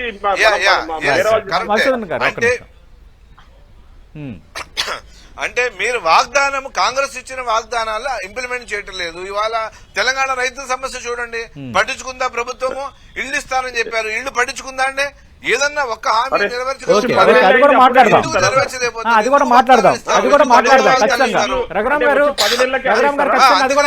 అందుకనే ఫెయిల్యూర్ ఇవాళ. రైట్ రైట్ తెలకపల్లిరావు గారు, తెలంగాణకు సంబంధించిన ముఖ్యమంత్రి, మంత్రులు, నేతలు, ఎంపీలు మొత్తం ప్రచారం చేశారు. సరిహద్దు రాష్ట్రం అవ్వటం, కొంత వాతావరణం ఉండటం, ఆ సరిహద్దు రాష్ట్రాలకు సంబంధించిన ఓటర్ల ఇంపాక్ట్, తెలుగు ఓటర్ల ఇంపాక్ట్. సరే చంద్రబాబు నాయుడు, పవన్ కళ్యాణ్ వెళ్ళినా బట్ తెలంగాణలో కాంగ్రెస్ పార్టీ అధికారంలో ఉండడం, అక్కడ కాంగ్రెస్ మెయిన్ కంటెంటర్గా ఉండటం మహారాష్ట్రలో. అంటే ఇక్కడ 5-6 హామీలు, అలాగే కర్ణాటకలో ఇచ్చిన హామీలు, వీటిని సరైన రీతిలో నెరవేర్చలేదు అన్న ఆ అంశాన్ని కూడా మనం మహాయుతి కూటమి ఎజెండాలో అక్కడ ప్రతి సందర్భంలో ప్రస్తావించింది కొన్ని కేస్ స్టడీస్తో. దాని ఇంపాక్ట్ ఏమైనా పడి ఉండొచ్చా? మొన్న ఎవరో నేషనల్ మీడియా వాళ్ళు అడిగితే నేను చెప్పా, అది ఒక టెంప్లెట్ తయారు చేసుకున్నారు వాళ్ళు. ఆ టెంప్లెట్లు ఏంటంటే మహిళలకు ఉచిత బస్సు అనేది ఒకటి ముఖ్యమైనది, ఇట్లాంటివి కొన్ని. సరే అందరూ బీజేపీ కూడా తయారు చేసుకుంది, వాళ్ళు ఏదని మనం ఏం చెప్పలేము. సరే రఘురామ్ అంటే ఎట్లాగో మంచి పాతకాపు గట్టిగా బలగుద్ది చెప్తాడు, కానీ బట్ బీజేపీ కూడా ఏం సొంతంగా కాదు, ఇతర పార్టీలను చీల్చడం ద్వారాను అనేక నానా తంటాలు పడి ఏదైతే గెలిచిన వాడు మొనగాడు జో జీత వయి సికిందర్ అన్న పద్ధతిలో ఏదైనా మాట్లాడితే వేరే విషయం. కానీ మొన్న లోక్సభ ఎన్నికలప్పుడు కూడా వాళ్ళు రాలేకపోయింది కదా. ఇప్పుడు ఎగ్జిట్ పోల్స్ ఎట్లా ఉంటుందంటే నేను మొదటే చెప్పే వాటికి ఉన్న లిమిటేషన్స్. ఇప్పుడు మీరు హర్యానా ఎన్నికలు జరగకముందు ఎగ్జిట్ పోల్స్ మీద అడిగి ఉంటే మధుసూదన్ రెడ్డి గారు భిన్నంగా చెప్పుండే వాళ్ళు, అయిపోయిన తర్వాత వేరు కాబట్టి అది తప్పైందని. ఆ రోజు కాంగ్రెస్ అలా చెప్పలేదు. అలాగే బీజేపీ కూడా 400 సీట్లు మాకు వస్తాయని 240కే పడిపోతే ఇప్పుడు రఘురామ్ అంటున్నారు సోషల్ మీడియా అందరికీ ఉందని. సార్ అసలు మీడియానే మోడియాగా మారిపోయిందని దేశం అంతా ఘోషిస్తోంది. ఇంకా సోషల్ మీడియా మోదీ గారు అధికారంలోకి రావడానికి సైనిక పాత్ర వహించినటువంటి శక్తుల్లో సోషల్ మీడియా ముఖ్యమైనది భారత రాజకీయాల్లో. అది సరే వాళ్ళు చేసుకున్నారు, మీరు ఎందుకు చేసుకోలేదు అంటే, ఎందుకు చేసుకోలేదు అంటే మీ తరఫున చర్చల్లో అదానీ గారు వచ్చి పాల్గొంటున్నారు. ఇప్పుడు అదానీ పాల్గొనడం లేదా అంటే వాళ్ళ ఇంట్లో జరిగింది కానీ ఆయన పాల్గొనలేదు, చర్చల్లో పాల్గొనలేదు, కానీ డిన్నర్కి వచ్చారు అనే చెప్తున్నారు. కానీ 3 పార్టీల వాళ్ళు లేదని ఎవరు చెప్పట్లేదు. So corporate India is with you. Okay, మీరు ఇప్పుడు మహారాష్ట్ర, విదర్భ అండి, దేశంలో రైతాంగ సంక్షోభము, రైతాంగ ఆత్మహత్యలు, రుణభారం, ఈ సమస్యలు ఎజెండాలోకి తెచ్చిందే తెలంగాణ, విదర్భ. అటువంటి చోట ఇప్పుడు అలాగే దేశవ్యాప్త రైతాంగ ఉద్యమం మొదట మహారాష్ట్ర పాదయాత్రతో లాంగ్ మార్చ్తో మొదలైంది. మరి అటువంటి చోట ఎందుకు ఇలాంటి ఫలితాలు వస్తున్నాయి, లేదా సూచన కనిపిస్తుంది అంటే తప్పకుండా ఈ మహావికాస్ అగాది యూనిఫై చేసుకోవటము, ఒక పెద్ద విజయం వచ్చిన తర్వాత కలిసి వెళ్ళటము, జాగ్రత్తగా పట్టు విడుపులు ఉండటం, ఆ విషయంలో లోపం ఖచ్చితంగా ఉంది. రెండోది కాంగ్రెస్ పార్టీ హర్యానాలో లాగా ఇక్కడ మేజర్ ప్లేయర్ కాదు. ఇక్కడ శివసేన అనేది ప్రధానంగా ఉంటే, శరద్ పవార్ పెద్ద మనిషి పాత్ర వహిస్తే, మీకు బీజేపీకి వచ్చేసరికి బీజేపీకి మోడీ ఇస్ ది మస్కట్. అంతకుముందైనా ఇప్పుడైనా. ఇప్పుడు ఆయన మళ్ళీ ప్రధానమంత్రిగా 3వ సారి వచ్చి ముఖ్యమంత్రి అంశాన్ని ప్రస్తావించలేదు ఎవరు అవుతారన్న దానిపైన మోడీ. ఎస్, అందుకే ముఖ్యమంత్రి ఎవరు ఫేస్ ఆఫ్ ది అది కూడా లేకుండా ఒక ముఖ్యమంత్రి ఉన్నప్పటికీ ఈయనే వస్తాడని చెప్పలేదు వాడు. రేపు మళ్ళీ ఆ సమస్య ఎలాగో వస్తుంది. మీరు ఇంకోటి గుర్తించండి, మేము ముఖ్యమంత్రి ఎవరో చెప్పుంటే బాగుండేది అని ఉద్ధవ్ ఠాక్రే బహిరంగంగా చెప్పాడు. అంటే నేనే ముఖ్యమంత్రిని అని చెప్పకపోవడం వల్ల కూడా మనం దెబ్బతింటున్నామని. సో బీజేపీ తెచ్చిన హిందూ ముస్లిం లేదా రిలీజియస్ కమ్యూనల్ పోలరైజేషన్ అనేది అది బాగా ప్రభావం. అంటే అది కాంగ్రెస్ ఫాల్ట్ అయినా అంటే ఉద్ధవ్ ఠాక్రేని ఒకవేళ ముఖ్యమంత్రి అభ్యర్థిగా ప్రకటిస్తే ఆయన కూడా ఓపెన్ అయ్యాడు. కాంగ్రెస్ ఫాల్ట్ అంటే వాళ్ళు లీడర్ ఆఫ్ ది అపోజిషన్ వచ్చారే కానీ దేశంలో ఇంకా చాలా ముందుకు వస్తే కానీ కుదరదు. ఇప్పుడు మిత్రుడు రఘు అంటున్నట్టుగా వాళ్ళు 5 సార్లు గెలిచిండొచ్చు, సిపిఎం వాళ్ళు 12 సార్లు గెలిచారు, లేదా కాంగ్రెస్ పార్టీ 30 ఏళ్ల పాటు అవిచ్ఛిన్నంగా పాలించింది. కాబట్టి బీజేపీ రికార్డు ఇంకా చాలా ఉంది, అక్కడికి చేరుకోవాలంటే వాళ్ళు ఇంకా చాలా రికార్డులు అవి తెచ్చుకోవాల్సిందే. కానీ కాంగ్రెస్ పార్టీ, రీజనల్ పార్టీస్, ప్రాంతీయ పార్టీలు పెరిగిన చోట నిలదొక్కుకోవడంలో కొంత దెబ్బతింటున్న పరిస్థితి మటుకు స్పష్టంగా కనిపిస్తుంది. దీని నుంచి బయటపడాలంటే వాళ్ళు చాలా వాస్తవికంగా ఉండాలి. కానీ ఒకటి మర్చిపోకూడదు కదా, ఇప్పటికి కూడా తేడా 10-15 స్థానాలే ఉంది. ఇవి ఎగ్జిట్ పోల్స్ మాత్రమే. కాబట్టి ఇప్పటికి కూడా అటు ఇటు కావచ్చు కానీ సతీష్, దాంట్లో ఒక డేంజర్ ఉంది. అక్కడ ఉన్న పార్టీ బీజేపీ, అక్కడ స్వయంగా అమిత్ షా గారే స్వయంగా చర్చల్లో పాల్గొంటున్నారు. ఏ మాత్రం దగ్గరగా వచ్చినా కానీ బీజేపీ ఆకర్షించి వాళ్ళతో ఆకర్షించి చేర్చుకొని ఎందుకంటే నడిచే ప్రభుత్వం నుంచే ఒక ముఖ్యమంత్రిని వాళ్ళు తేగలిగినప్పుడు అది పెద్ద సమస్య కాదు. కాబట్టి ఏదో కేకే ఆయన చెప్తున్నట్టుగా ఆయన ప్రతి చోట ఎక్కువగా చెప్తూ ఉంటాడు. ఇక్కడ హర్యానాలో కూడా అంతే, ఆయన ఫిగర్ చాలా తేడాగా ఉండింది. సో కాబట్టి ఇక్కడ అంత వస్తే తప్ప ఏది ఎంబీఏకు లేకపోతే వాళ్ళు లాగేయడానికి కూడా పూర్తి అవకాశం ఉంటుంది. అందులో అది చిన్న భిన్నమైన రాజకీయ పార్టీల వ్యవస్థ. కాబట్టి మహారాష్ట్ర ఫలితాలు చూడాల్సిందే తప్పకుండా. ఇది ఎంబీఏకు, ఇండియా కూటమికి ఇది ఒక ఇదే. దీని ప్రభావం ఆంధ్ర, తెలంగాణ మీద కూడా పడుతుంది. అందుకని దేశవ్యాప్తంగా ఇప్పుడు మోదీ బలపడతాడా లేదా అదే మనం చర్చించబోతున్నాం. మహారాష్ట్ర అలాగే జార్ఖండ్ ఫలితాలు ఎగ్జిట్ పోల్స్ ఎన్డీఏ కూటమికి మొగ్గు చూపుతున్న నేపథ్యంలో ఇవి ఎగ్జాక్ట్ కాదు. హర్యానాలో కూడా కాంగ్రెస్ గెలుస్తుందని చెప్పారు. భారతీయ జనతా పార్టీ గెలిచింది కదా, ఇక్కడ మా కూటమి ఎందుకు గెలవకూడదని కాంగ్రెస్ శాసనసభ్యుడు మధుసూదన్ రెడ్డి ప్రశ్నిస్తున్నారు. లేదు, ఎగ్జిట్ పోల్స్ నిజం కాబోతున్నాయని బీజేపీ నేత రఘురామ్ గారు అంటున్నారు. ఏదేమైనా ఒకవేళ కనుక ఇక్కడ ఎన్డీఏ కూటమి గెలిస్తే దేశ రాజకీయాల్లో మార్పులు ఏమైనా వస్తాయా, డైనమిక్స్ ఏమైనా మారుతాయా? ఎందుకంటే జమిలీ బిల్లు విషయంలో ఉత్సుకత ప్రదర్శిస్తున్న భారతీయ జనతా పార్టీ అలాంటి చర్యలను ఇంకా స్పీడప్ చేయబోతుందా? దానిపై తెలకపల్లి రవి గారు ఏమంటారు? అలాగే ఈ కాంగ్రెస్ పార్టీ అలాగే ఉద్ధవ్ ఠాక్రే మధ్య కొంత సయోధ్య కుదరలేదు. ముఖ్యమంత్రి క్యాండిడేట్గా ఆయన ఉండాలన్న అంశాన్ని కూడా కాంగ్రెస్ పార్టీ కొంత నాన్ సీరియస్గా తీసుకుంది. అలాగే కాంగ్రెస్ పార్టీ కార్యకర్తలు మాకు సహకరించడం లేదు, ఆ ఓటు షిఫ్ట్ అవుతుందో లేదో మాకు అనుమానం ఉందని షోలాపూర్ సభలో ఉద్ధవ్ ఠాక్రే చేసిన స్టేట్మెంట్ కూడా ఇక్కడ కొంత అండర్లైన్గా మనం చూడాల్సిన అవసరం ఉంది. మహారాష్ట్ర జార్ఖండ్ ఎగ్జిట్ పోల్స్ సంబంధించి మనం చూస్తున్నాం. ఎన్డీఏ కూటమికే ఛాన్స్ ఉందని ఎగ్జిట్ పోల్ సంస్థలు అంచనా వేస్తున్నాయి. దీనికి సంబంధించిన విశ్లేషణ ప్రైమ్ టైం డిబేట్లో కంటిన్యూ అవుతుంది. మధుసూదన్ రెడ్డి గారు, అంటే సోషల్ మీడియా, ప్రజల మీడియా అందరూ వాడుకుంటారని రఘురామ్ గారు అంటున్నారు. Point number 1. పాయింట్ నెంబర్ 2, అక్కడ కాంగ్రెస్ పార్టీ అనేది కొంచెం మీడియం ప్లేయర్ అయినప్పటికీ మహారాష్ట్రలో ఇప్పుడు మీరు కేంద్రంలో విపక్ష స్థాయిలో ఉన్న పార్టీ అవ్వటం, రెండోది మొన్న లోక్సభ ఎన్నికల్లో భారతీయ జనతా పార్టీ 240 స్థానాలకు పరిమితం అవ్వటం, మీ నెంబర్ పెరగటం, అంతకుమించి మన లోక్సభ ఎన్నికల్లో కొంత మహారాష్ట్రలో 48 ఎంపీ సీట్లున్న మహారాష్ట్రలో మీరు మహాయుతి కూటమిపై పైచేయి సాధించటం, ఇలాంటి ఫ్యాక్టరీస్ అన్నీ ఉన్నా కూడా మీరు సరైన రీతిలో ఏమైనా వాడుకోలేకపోయారా? ఉద్ధవ్ ఠాక్రే మధ్యకాలంలో చేసిన 2 స్టేట్మెంట్స్, ఉద్ధవ్ ఠాక్రేని ముఖ్యమంత్రి అభ్యర్థిగా ప్రకటించకపోవటం, అలాంటివి లోపాలు కాకుండా ఉంటాయని ఎలా అనుకుంటాం?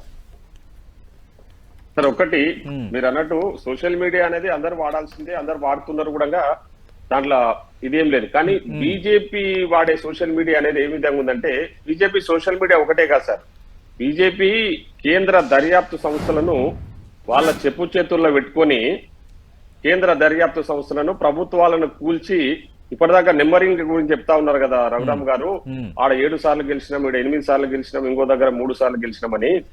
గెలిచిన దానికంటే ముఖ్యంగా మధ్యప్రదేశ్ లో మీరు ఏం చేసిర్రు, తర్వాత మహారాష్ట్రలో మీరు ఏం చేసిర్రు, మీ దర్యాప్తు సంస్థలను అడ్డం పెట్టి అక్కడ ప్రభుత్వాలను కూల్చేసి అక్కడ ఉన్న ముఖ్యమంత్రులను దింపేసి మీరు వాళ్ళను లొంగ తీసుకొని వాళ్ళతో మళ్ళా ప్రభుత్వాలు ఏర్పాటు చేసి అధికారంలోకి రావడం అనేది అది ప్రజాస్వామ్యమా? ప్రజాస్వామ్యం మీరు అధికారాన్ని అడ్డం పెట్టుకొని కేంద్రంలో సోషల్ మీడియాను కాదు, అధికారాన్ని అడ్డం పెట్టుకొని అధికార దుర్వినియోగానికి పాల్పడ్డ బీజేపీ పార్టీ రోజు రైతుల గురించి మాట్లాడుతూ ఉన్నారు. రైతులు దేశవ్యాప్తంగా ఈరోజు తెలంగాణలో మేము ఇచ్చిన మాట ప్రకారం ఈరోజు 2 లక్షల లోపున్న రుణాలని మాఫీ చేయగలిగినాం. మీరు భారతదేశంలో ఏ రాష్ట్రంలో అన్నా, మీరు అధికారంలో ఉన్న రాష్ట్రంలో బీజేపీ పార్టీ ఒక్క రైతు కన్నా ₹1 రుణం మాఫీ చేసిందా? చేయకుండా ఈరోజు తెలంగాణలో రైతులు ఇబ్బందులు పడతా ఉన్నారు, ఇచ్చిన హామీలు నెరవేర్చలేదు. మేము 6 గ్యారెంటీలు హామీ ఇచ్చినాము. ఈరోజు ఉచిత బస్సు ప్రయాణం బ్రహ్మాండంగా అమలైతా ఉంది. రైతు రుణమాఫీ చేయగలిగినాం. 500 రూపాయలకే సిలిండర్ ఇస్తున్నాం. అదేవిధంగా 200 లోపు ఉన్న కరెంటు బిల్లులు మాఫీ చేస్తా ఉన్నాం. ఈరోజు దేశవ్యాప్తంగా మీరు ఎక్కడన్నా 500 రూపాయలకు సిలిండర్ ఇస్తా ఉన్నారా? బీజేపీ వాళ్ళు ఈరోజు మాట్లాడుతూ ఉన్నారు కదా. మరి మీరు కంటిన్యూ గెలిచే వాళ్ళు, మీరు అభివృద్ధికి మీరే ఏమంటారు బ్రాండ్ అంబాసిడర్స్, మీరే నిజాయితీకి మీరే బ్రాండ్ అంబాసిడర్స్ అయితే కర్ణాటకలో ఎందుకు ఓడిపోయారు? మరి మీరు కర్ణాటకలో ఎందుకు గెలవలేకపోయారు? హిమాచల్ ప్రదేశ్ ఎందుకు గెలవలేకపోయారు? మరి మీరు మాట్లాడుతూ ఉన్నారు కదా మేము నీతిగా నిజాయితీగా పాలన చేస్తున్నాం అని చెప్తున్నా. మీరు రాముడిని అడ్డం పెట్టుకొని మన చేసిన రాజకీయం మీరు కేంద్రం మన చూడలేదా? మన పార్లమెంట్ ఎన్నికలలో దేవుణ్ణి అడ్డం పెట్టుకొని రాజకీయాలు చేసి మీరు చెప్పుకున్నారు 400 సీట్లు వస్తాయి, మేము మళ్ళా మాదే అధికారం అని చెప్పి. ఏం జరిగింది? ఈరోజు బీజేపీ ఆంధ్రప్రదేశ్ బీఆర్ లేకపోతే మీ ప్రభుత్వమే లేదు ఇప్పుడు కేంద్రంలో. చెప్పింది వాస్తవమే, నేను కాదనటం లేదు. మొన్నటి లోక్సభ ఎన్నికల్లో అది భారతీయ జనతా పార్టీ ఊహించిన విజయం, నో డౌట్. కానీ ఇప్పుడు ఆ తర్వాత జరిగిన హర్యానా కానీ జమ్మూ కాశ్మీర్ రిజల్ట్స్ మనం తీసుకుంటే హర్యానాలో భారతీయ జనతా పార్టీ 3వ నిలబెట్టుకోవడం, కాంగ్రెస్ వస్తుంది ఖచ్చితంగా, కాంగ్రెస్ పాజిటివ్ ఉంది, అలాగే 10 ఏళ్ల పాలన పైన వ్యతిరేకత ఉంది, అయినా కూడా అక్కడ భారతీయ జనతా పార్టీ నిలబెట్టుకుంది. ఇప్పుడు కనుక ఒకవేళ ఎగ్జిట్ పోల్స్ నిజమైతే కాశ్మీర్ లో కూడా కాంగ్రెస్ కు బాగానే తగ్గాయి. కాశ్మీర్ లో కాంగ్రెస్ ఒకవేళ ఎగ్జిట్ పోల్స్ కనుక నిజమైతే హర్యానా జార్ఖండ్ హర్యానా- ఇప్పుడు హర్యానాలో మహారాష్ట్ర భారతీయ జనతా వస్తే పార్టీ మళ్ళీ గెలుపును- మళ్ళీ వాళ్ళు పుంజుకున్నట్టే కదా. నేను ఏమంటున్నా సార్, ఇప్పుడు హర్యానాలో భారతీయ జనతా పార్టీ గెలుపుని ఎవరు కూడా భారతీయ జనతా పార్టీ గెలుపుగా భావిస్తలేరని ఇప్పటిదాకా సీనియర్ అనాలిసిస్ మన రవి గారు మాట్లాడినట్టు అక్కడ జరిగిన మహా పొరపాట్ల వల్ల భారతీయ జనతా పార్టీ ఈ రోజు అధికారంలోకి రాగలిగింది తప్ప అదేదో భారతీయ జనతా పార్టీ వాళ్ళు స్వతహాగా వాళ్ళే గెలిచినట్టు ఇప్పుడు వాళ్ళు చెప్పుకుంటున్నారు కదా, మూడోసారి మమ్మల్ని మా అభివృద్ధిని చూసి మా నిజాయితీని చూసి మమ్మల్ని గెలిపించారు అనేది అది వాస్తవం కాదు. అక్కడ ప్రజలు కొన్ని అంటే కాంగ్రెస్ పార్టీ అంటే కొన్ని తప్పిదాలు జరిగినాయి.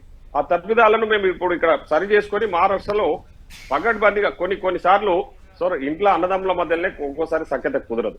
సో ఇప్పుడు 3 పార్టీలతో ముగ్గురం కలిసి పోటీ చేస్తా ఉన్నాం.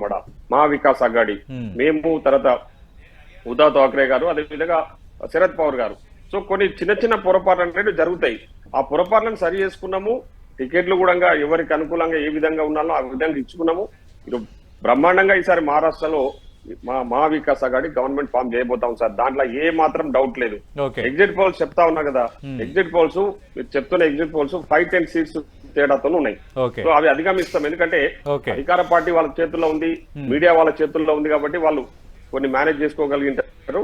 కానీ ఇక్కడ మేము ఆ విధంగా కాదు.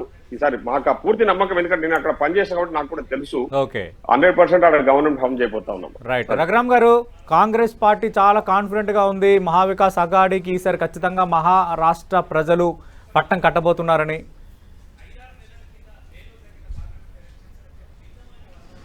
పాపం ఎన్నికలు రిజల్ట్ 23వ తారీఖు మధ్యాహ్నం వరకు ఆనందపడతారు. అలాగే హర్యానాలో ఆనందపడినట్టుగానే పడినా తప్పేం లేదు కదా. కాంగ్రెస్ సైనికుడిగా, కాంగ్రెస్ నాయకుడిగా, కాంగ్రెస్ ఒక ఎమ్మెల్యేగా మహారాష్ట్రలో పనిచేసిన ఆయన యొక్క ఎక్స్పీరియన్స్ ప్రకారము ఆయన 23 మధ్యాహ్నం వరకు ఆనందంగా ఉండొచ్చు. 11 వరకు తర్వాత ఆనందం ఎలాగ ఉండదని తెలుసు కాబట్టి మనకి. ఎందుకంటే ప్రజలని, కాంగ్రెస్ పార్టీని ఆ రాష్ట్ర ప్రజలు, దేశ ప్రజలు ఇంకా నమ్మటల్లా. మీరే చెప్పారు మహారాష్ట్రలో, హర్యానాలో ఇప్పుడు హర్యానాలో కూడా సగం సీట్ల పైన బీజేపీ ఓడిపోయింది. 10 సీట్లకి 11 సీట్లకి. అయినప్పటికీ అంటే మెజారిటీ స్థానాల్లో కాంగ్రెస్ పార్టీ గెలిచే పరిస్థితి 2024 పార్లమెంట్ ఎన్నికల్లో చూపించింది. బీజేపీ అసెంబ్లీలో ఓడిపోతోంది అని. కానీ ప్రతి ఎలక్షన్ ని చాలా ప్రెస్టేజ్ గా, చాలా సూక్ష్మంగా ఆలోచించి ఎక్కడికక్కడ క్యాండిడేట్ పెట్టడం దగ్గర నుంచి అభ్యర్థుల్ని పెట్టడం వరకు అండ్ ఎలక్షన్ చేయడం వరకు చాలా జాగ్రత్తగా పంచాయతీ ఎన్నికైనా, రాష్ట్రపతి అది మన ప్రధానమంత్రి ఎన్నికైనా, ముఖ్యమంత్రి ఎన్నికైనా, ఒక మేయర్ ఎన్నికైనా బీజేపీ ఒకే విధంగా పనిచేస్తుంది. కష్టపడి సుశిక్షితమైన కార్యకర్తలు ఉన్నారు. ఇది యొక్క బీజేపీ యొక్క బలం. ఆ బలాన్ని ఎవరు తక్కువ అంచనా వేస్తే వాళ్ళకే నష్టం అవుతుంది. సో ఒక బలమైన నాయకుడు మాకున్నాడు నరేంద్ర మోడీ. బలమైన నాయకత్వంతో పాటు బలమైన క్యాడర్ ఉంది మాకు. ఆ క్యాడర్ వల్లే ఈ విజయం సాధిస్తున్నాము. 40 మందిని మార్చిన, 40 మంది రెబల్స్ నుంచున్నా బీజేపీ గెలిచేటువంటి బీజేపీ యొక్క సత్తా ఉందివా. అదేవిధంగా కాంగ్రెస్ చూస్తే కాంగ్రెస్ ప్రజలు నమ్మే పరిస్థితి లేదు. అది అర్థం చేసుకోవట్లా. ఇప్పుడు బీజేపీ ఈడీ ఉంది, సిబిఐ ఉంది అంటున్నారు. అంతగా చెప్పాను కదా. మమ్మల్ని నమ్మనందుకే 50 నుంచి 100 సీట్లు వచ్చాయా, ప్రతిపక్ష హోదా సాధించామంటున్నారు. పాపం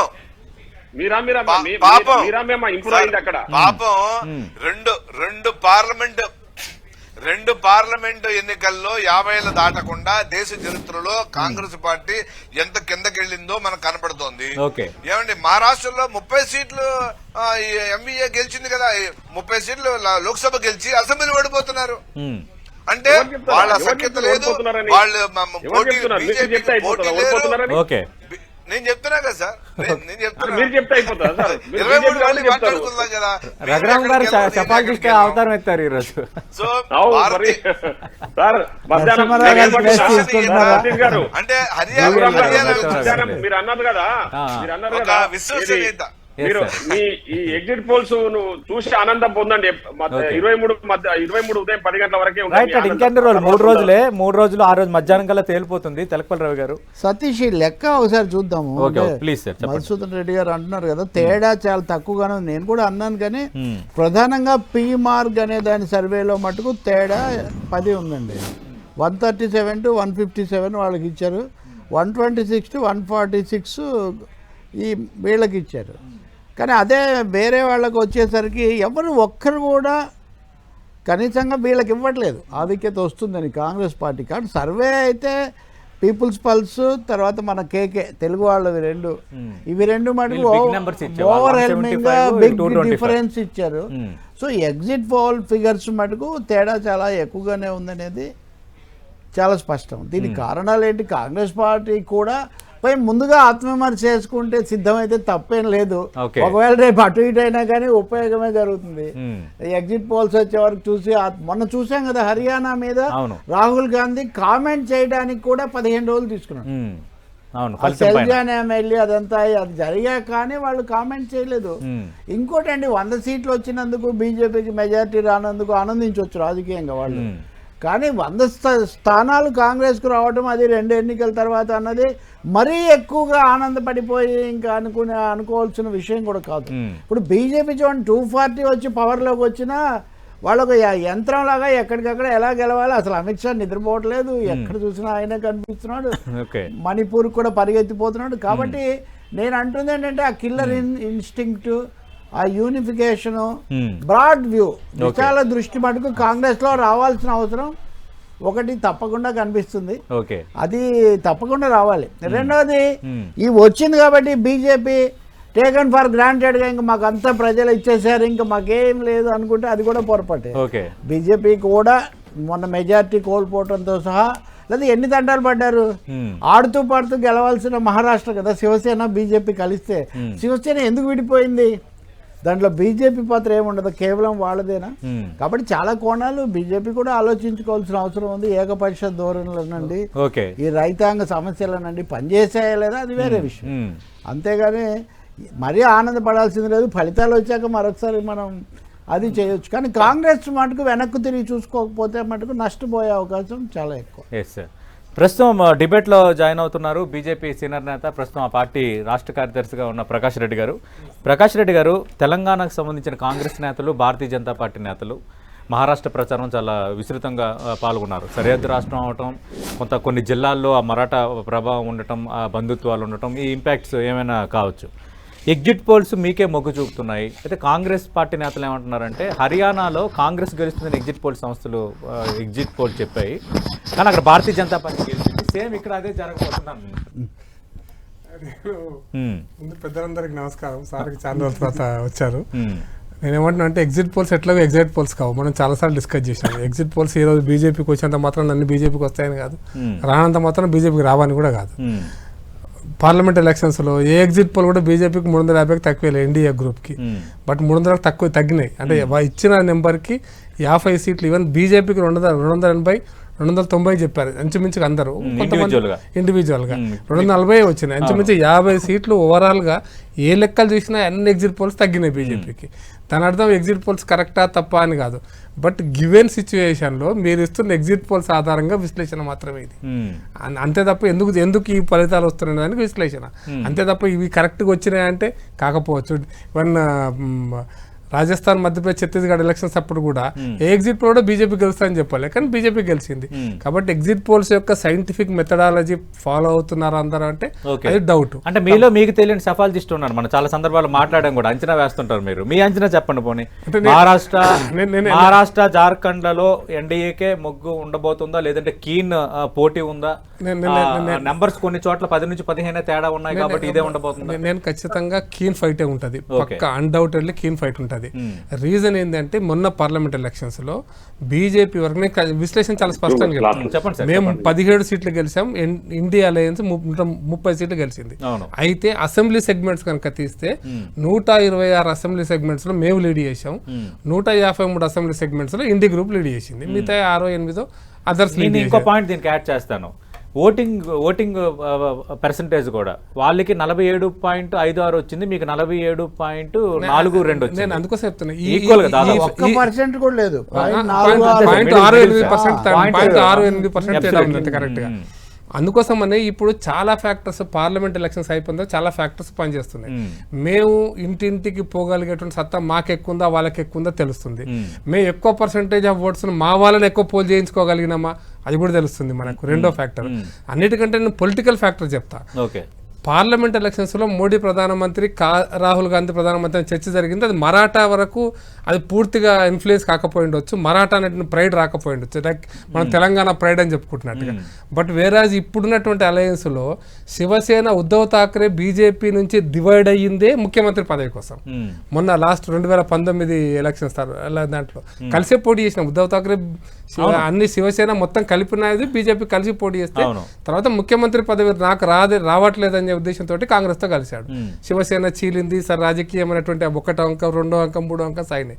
ఇప్పుడు ఉద్ధవ్ ఠాక్రే ముఖ్యమంత్రి అవుతాడా కాడా ముఖ్యమంత్రి అభ్యర్థిగా ప్రకటించలే. ఇప్పుడు వాళ్ళు ప్రకటించకపోవడం వల్ల మరాఠా ప్రైడు, బాల్ ఠాక్రే ప్రైడు, శివసేన ప్రైడు, ఒరిజినల్ శివసేన షిండే అని ప్రజలు నమ్మితే 1% చాలు కదా ఇప్పుడు రిజల్ట్స్ మారడానికి. 100లో ఒక్కరు మారితే చాలు, అయిపోతుంది, రిజల్ట్స్ అన్ని మారిపోతాయి కదా. అందుకోసమనే కాంగ్రెస్ చాలా బ్లండర్స్ వేసింది. ఇంకోటి నెంబర్ 1, నెంబర్ 2 కాంగ్రెస్ ఎక్కువ సీట్లు పోటీ చేస్తుంది. శివసేనకు తక్కువ సీట్లు ఇచ్చి కాంగ్రెస్ ఎక్కువ సీట్లు పోటీ చేస్తుంది. మా దాంట్లో కూడా ఎన్సీపీ అజిత్ పవార్ కొంచెం ఎక్కువ చేస్తున్నాడు, అంటే ఆశించిన దానికంటే ఎక్కువ కాంటాక్ట్ చేస్తున్నది ఒక చర్చ ఉంది యాజ్ ఏ డిస్కషన్స్లో. కాబట్టి కాంగ్రెస్ పార్టీకి బై ఛాన్స్ ఎక్కువ సీట్లు వస్తాయి. ఏమవుతున్నది ఒక ప్రశ్న అవుతుంది.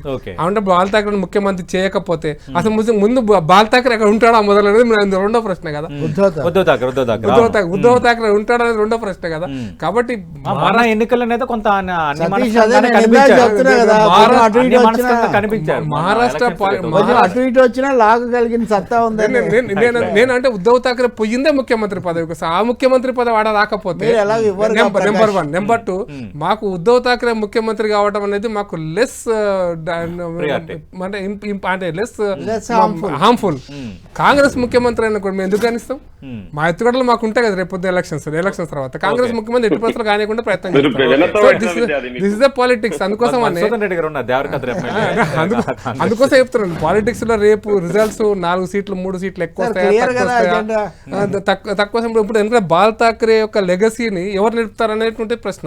అందుకోసమే కాంగ్రెస్ పార్టీ చేసినటువంటి బ్లండర్స్ లో మహారాష్ట్రలో అంటే ఒకవేళ మహావికాస్ అఘాడీ కూటమి ఎగ్జిట్ పోల్స్ తప్పయ్యి అది వచ్చి ఉద్ధవ్ ఠాక్రేని ముఖ్యమంత్రి క్యాండిడేట్ గా కూటమి అనౌన్స్ చేస్తే అప్పుడు మీరు కొంచెం స్టేబుల్ గా ఉంటారు? మేము స్టేబుల్ ఉంటాను కాదు, న్యాచురల్గా యాక్సెప్ట్ చేయాల్సి వస్తుంది. డిఫీట్ యాక్సెప్ట్ చేయాల్సి వస్తుంది. ఇంతకుముందు యాక్సెప్ట్ చేయలేదు, పెద్ద ఇష్యూ కాదు అది. ఇప్పుడు మన పార్లమెంట్ లో డిఫీట్ యాక్సెప్ట్ చేయలేదు. But at the same time నేను జార్ఖండ్ గురించి కూడా చెప్తాను. జార్ఖండ్ లో మేము లాస్ట్ టైం చేసినటువంటి పొరపాటును కూడా అర్థం చేసుకొని కొంత మా దాంట్లో Raghubar Das first time non tribe ను జార్ఖండ్ రాష్ట్రం ఏర్పడ్డ తర్వాత మొదటిసారి నాన్ ట్రైబ్ సీఎం చేశారు. దానివల్ల వచ్చిన ఫలితాలు కొంత ఇబ్బందికరంగా ఉన్నాయి. బట్ ఇప్పుడు మా దాంట్లో క్లీన్ ఇమేజ్ ఉన్నటువంటి బాబులాల్ మరాండి లాంటి వాళ్ళు లేదా Arjun Munda, Babulal Marandi most probably CM అవుతాడు, గతంలో కూడా ఉన్నటువంటి వ్యక్తి. కాబట్టి అది అక్కడ ఉన్నటువంటి గిరిజనుల యొక్క ట్రైబల్స్ యొక్క ఇది మాకు ఎక్కువ వస్తుంది. అట్ ది సేమ్ జేఎంఎం యొక్క అవినీతి ఎట్లాగూ కనపడుతూనే ఉంది బయట.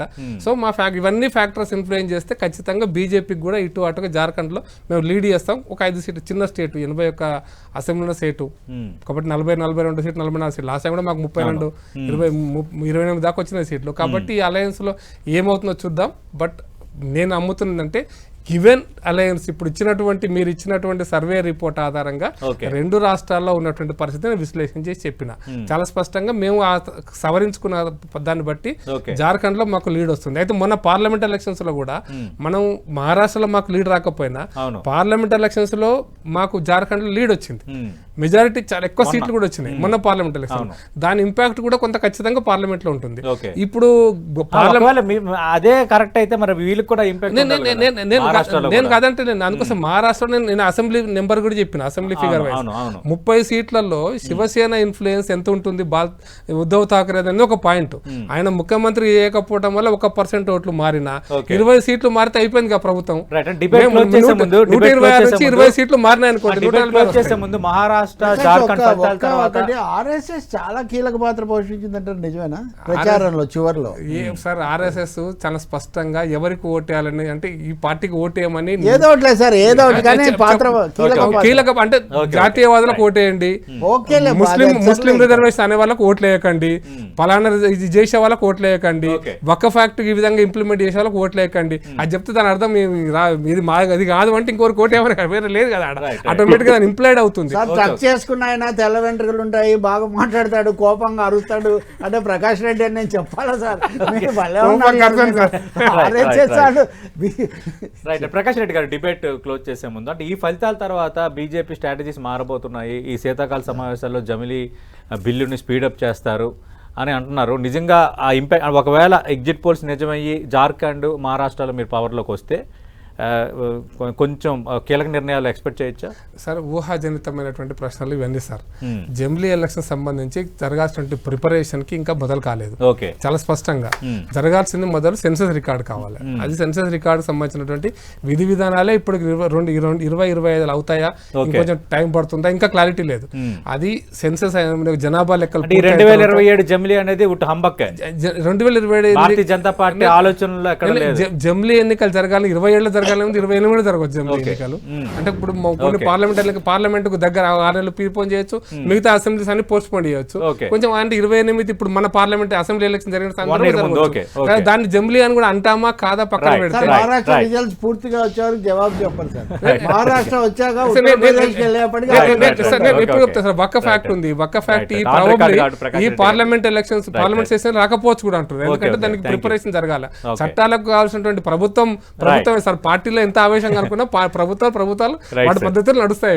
Right sir, right sir. Thank you Prakash Reddy గారు, థ్యాంక్ యూ రఘురామ్ గారు, థ్యాంక్ యూ మధుసూదన్ రెడ్డి గారు, థ్యాంక్ యూ రవి గారు. చూద్దాం మేము వచ్చిన తర్వాత మళ్ళీ మనం విశ్లేషిద్దాం. ఆ రోజు కూడా మన ప్యానెల్లో కలవబోతున్నాం.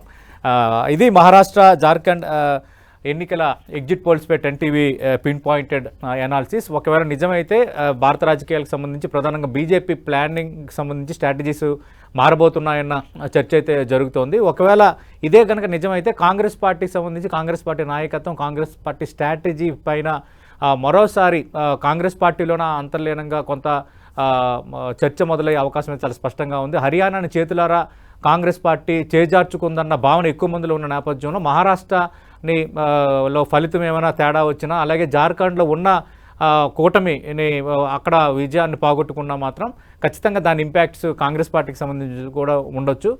తెలకపల్లి రవి గారు అన్నారు ఖచ్చితంగా కాంగ్రెస్ పార్టీ చూసుకోవాలి ఈ విషయంలో అన్నది అయితే కనిపిస్తోంది. బట్ భారతీయ జనతా పార్టీ అయితే మరింత రాజకీయంగా మరింత ఊపుని సంతరించుకునే అవకాశం ఉంది. మేలో ఉన్న 240 సీట్ల ఆ విజయం పూర్తిగా రుచించిన నేపథ్యంలో ఈ ఫలితాలతో మళ్ళీ బిగ్ టార్గెట్స్ దిశగా భారతీయ జనతా పార్టీ అడుగులేసే అవకాశాలు చాలా స్పష్టంగా ఉన్నాయి. ఇది వాటి స్పెషల్ అనాలిసిస్.